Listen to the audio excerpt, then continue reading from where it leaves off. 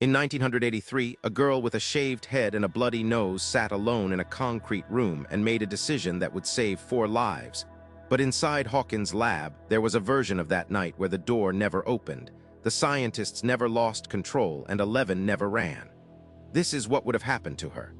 Her name was Jane Ives. The lab called her 11. She was 11 years old, and she had never slept in a real bed, never eaten a meal she chose herself, never heard anyone say her name with anything other than clinical detachment. Dr. Martin Brenner called himself her papa, and for most of her life she believed him. That belief was not weakness.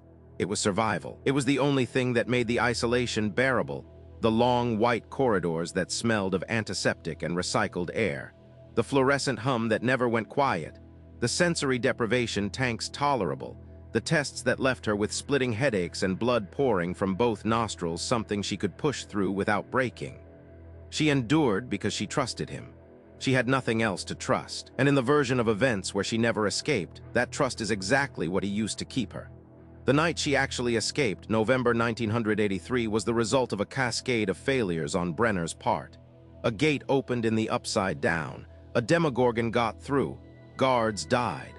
Chaos broke containment. In the chaos, 11 slipped out into the cold Indiana dark, rain soaking through her hospital gown before she'd made it 20 feet from the building. But take away that chaos, seal the gate faster, keep the demogorgon contained, run a tighter facility that night, and 11 is still in her room when morning comes. The boys from Hawkins Middle School never find her crouching in the rain behind the diner. Mike Wheeler never hides her in his basement. She never learns what a friend is. She stays. And the moment she stays is the moment her future closes. Brenner was not stupid.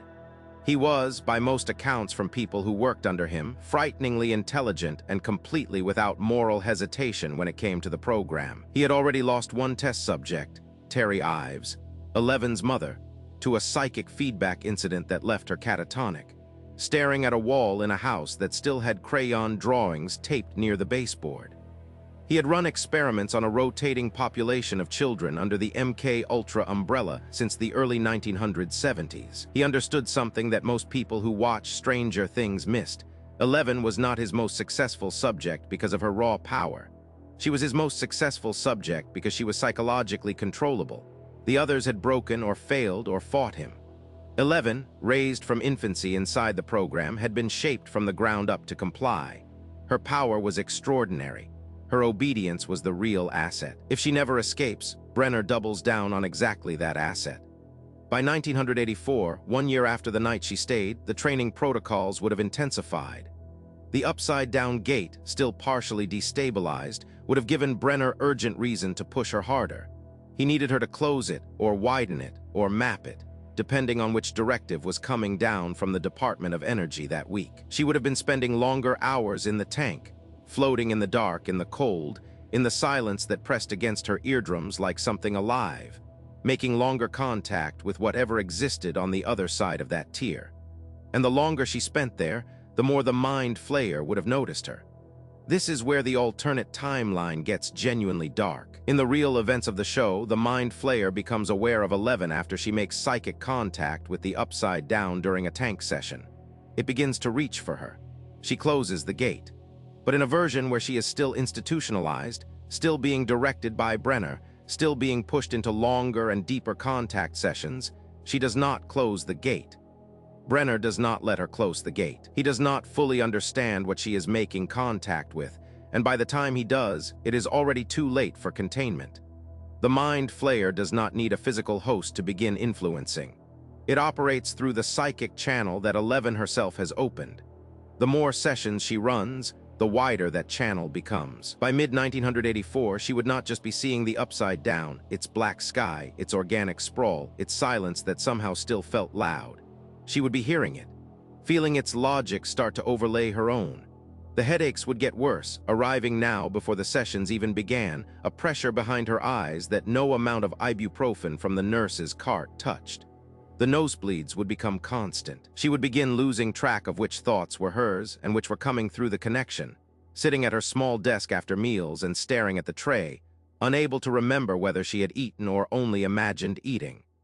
Brenner would log all of this as progress. His notes would describe increased psychic range, cross-dimensional sensitivity, elevated response to external stimuli. He would not write down that she had started whispering in her sleep in a language none of the staff recognized. He would not write that down because writing it down would mean deciding what it meant. Will Byers, in this version of events, still disappears in November 1983. He still gets pulled into the upside down, still survives those first terrible hours by hiding in the cold and the dark. But without 11 free and Hawkins, without her showing up in the woods and guiding Mike and Dustin and Lucas through what she knew about the shadow world, he dies there. There is no one who can enter that dimension and find him. The Hawkins Police Department, led by Hopper, investigates with the dogged, sleep-deprived desperation of a man who has already lost one child. They find nothing. Will Byers becomes a cold case. His mother Joyce never stops believing her son is alive, and that belief destroys her credibility with everyone around her. The boys grieve in the particular way 12-year-olds grieve, which is badly and quietly and without the right words. Hawkins moves on the way small towns move on from things they cannot explain by agreeing, collectively and quietly, to stop talking about it. But the gate is still open, and 11 is still in the lab, going deeper into it every week.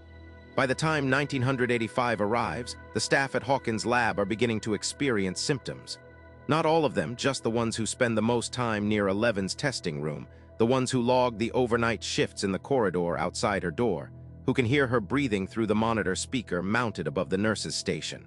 Headaches first, then insomnia, then something harder to describe, a sense of being watched from a direction that does not exist, a feeling that the room they are standing in is also somewhere else, slightly offset, the way a reflection in water never quite lines up.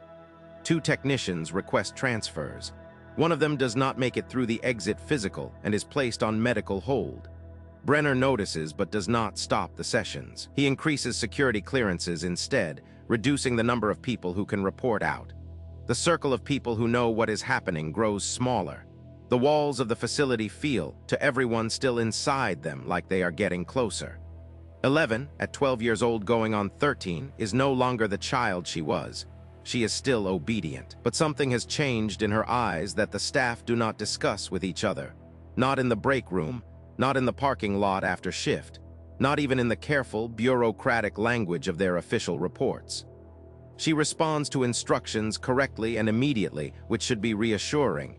But it does not feel reassuring. It feels like the instructions and the responses are happening slightly too fast, like the thinking step in between has been removed.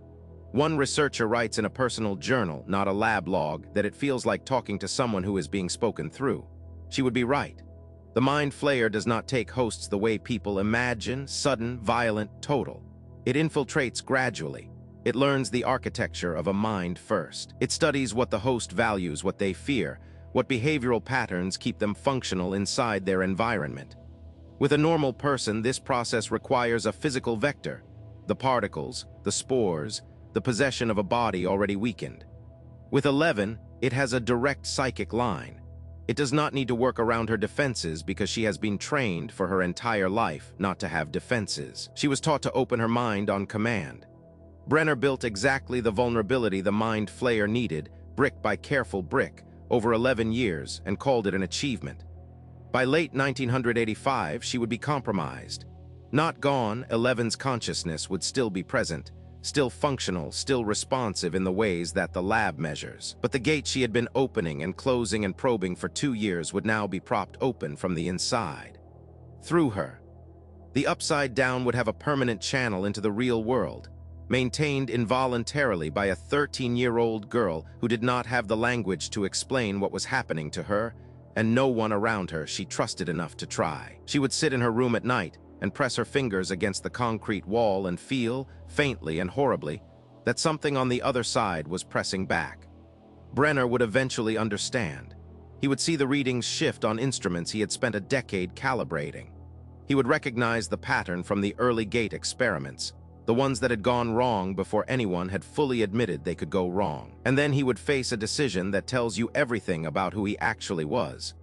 Shut down the program, close the channel, and lose years of research and government funding, or continue, document the progression, and treat 11's compromise as a new phase of data collection. The classified files recovered from Hawkins' lab after the 1986 incident list her final recorded ability assessment at a threat level they had never previously assigned to a human subject.